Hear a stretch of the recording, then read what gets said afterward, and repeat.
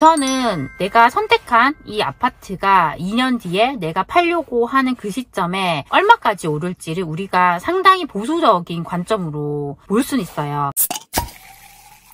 안녕하세요, 세비트입니다. 오늘도 잠깐 시간이 나서 영상을 찍어보려고 합니다. 오늘도 최근에 저에게 주제를 정해주신 댓글들이 있어서 그걸 위주로 한번 해보려고 해요. 질문 한번 읽어볼게요. 이 질문이 뭐냐면, 내가 선택한 아파트의 적정한 가치, 그 가격이 얼마까지 오를 것 라는 그것을 찾는 방법이 있을까요? 라고 하셨어요. 이 부분도 이렇게 투자처를 찾고 이것이 얼마나 갈지를 예상하는 부분인데, 많은 분들이 좀 궁금해 하시기도 해요. 저도 처음에는 이렇게 내가 선정한 아파트가 미래에 얼마까지 갈까, 그걸 이제 생각을 하는 게 상당히 어렵더라고요. 그런데 계속적으로 제가 투자처를 찾고 이렇게 비교를 하면서, 예전에 이렇게 두 단지가 비슷했는데 이것이 그것보다 현재 저렴하다면 확실히 그만큼 또 매워갈 수 있잖아요. 그런 측면으로 이제 찾다 보니까 2년 뒤에 이 아파트가 얼마까지 갈지 좀 예상할 수가 있더라고요. 그래서 제가 하는 방법을 좀 알려드리려고 합니다. 우선은 내가 선택한 이 아파트가 2년 뒤에 내가 팔려고 하는 그 시점에 얼마까지 오를지를 우리가 상당히 보수적인 관점으로 볼 수는 있어요. 사실은 이게 미래의 일이잖아요. 미래의 일이기 때문에 우리가 확실하게 이게 얼마까지 간다라고 말을 할 수는 없어요. 그럴 수는 없는데, 우리가 보수적으로 생각을 했을 때 이 단지가 이 정도까지는 충분히 오를 수 있다, 이렇게 볼 수 있습니다. 그렇게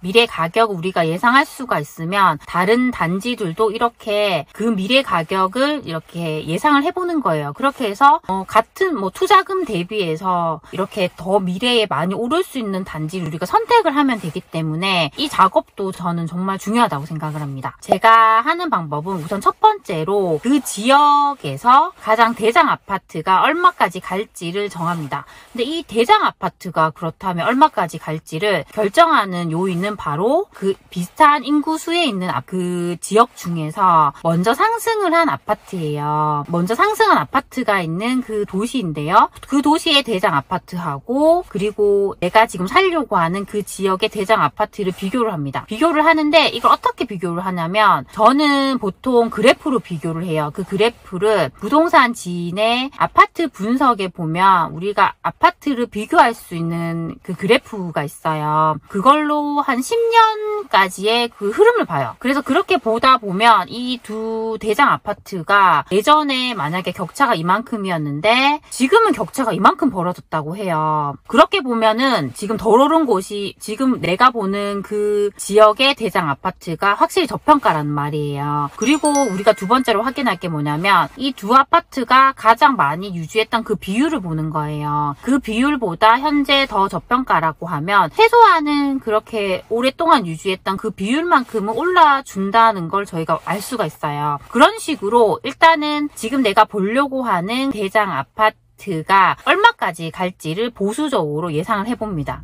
그렇게 목표가를 딱 정해요. 목표가를 정하고 나서 그 다음으로 해야 할 게 뭐냐면, 내가 지금 살려고 하는 그 아파트와 대장 아파트를 같이 비교를 해보는 거예요. 만약에 이 두 아파트가 기축 아파트라고 하면 아까와 똑같은 방법으로 그렇게 그래프로 한번 비교를 해볼 수가 있어요. 그렇게 비교를 해보면서 지금 이 흐름이 어떻게 가고 있는지, 예전에 이 두 아파트가 가장 많이 유지했던 그 비율은 얼마였고 지금 현재는 얼마까지 벌어져 있는지, 이제 그런 관점으로 봅니다. 이렇게 보고 한 번 더 좀 저는 크로스 체크를 해요. 그렇게 체크를 하는데 어떻게 하냐면, 이제는 이제 가격 차이가 많이 나는 아파트가 아니라 좀 비슷한 아파트끼리 또 비교를 해요. 그 주변에 있는 비슷한 아파트나 아니면 이 같은 지역이 아니라 다른 지역이라고 하더라도 비슷하게 흐름을 가져갔던 아파트가 있을 거예요. 그 아파트들을 가지고 와서 똑같은 방법으로 그래프로 비교를 해봅니다. 이렇게 하면서 그 비율이 어떻게 변해가고 있는지를 보는 거예요. 결국에 우리가 이렇게 해볼 수 있는 건 부동산이 상대평가이기 때문에 가능해요. 항상 상대적인데,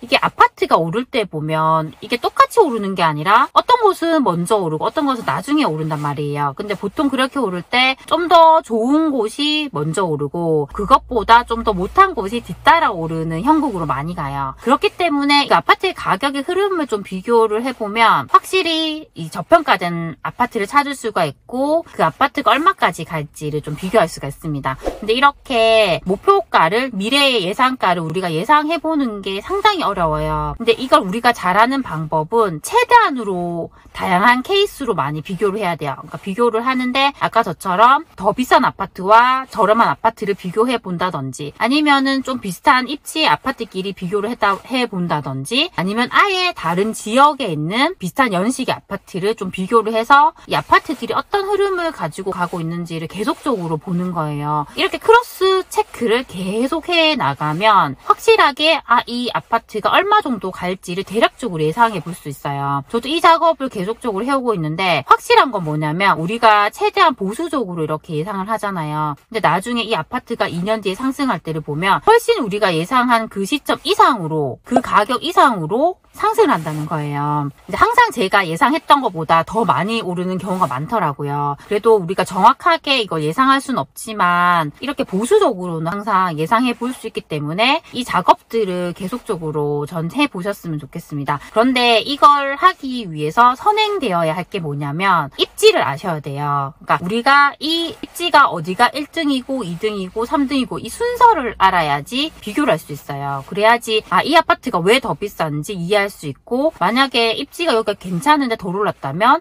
이 아파트가 또 저평가라는 것도 알 수가 있고, 그게 결국에는 입지를 알아야지 우리가 그런 생각들을 할 수가 있는 거예요. 그래서 입지 같은 경우는 제가 지난 영상에서도 말씀드렸듯이 일단은 그 평당가가 높은 순서대로 이렇게 파악을 하시고, 우리가 뭐 최대한 손품으로라도 그 뭐 호갱노노나 아실 같은 사이트를 이용한다면 상권이나 학원가 그리고 학군 같은 것들을 알 수가 있잖아요. 그런 요소들을 보면서 어디가 지금 실제적으로 입지가 더 좋은지를 또 파악을 하고, 시간이 나실 때마다 그 현장에 가서 직접 내 눈으로 입지를 확인을 하는 거예요. 그렇게 해서 내가 이제 입지의 순서를 대략적으로 정하고 그걸 내 머릿속에 넣어야 돼요. 이게 입지가 내 머릿속에 들어가 있어야지 우리가 미래의 가격을 예상을 해볼 때도 이렇게 아파트들을 비교하면서 해볼 수가 있단 말이에요. 그리고 우리가 아는 지역이 많아져야 돼요. 많아져야지 내가 이렇게 아파트를 비교할 때 비교군을 가지고 올 때도 그 비슷한 지역에 있는 비슷한 입지의 아파트를 끌어와서 비교할 수가 있잖아요. 최대한으로 이렇게 비교할 수 있는 게 많을수록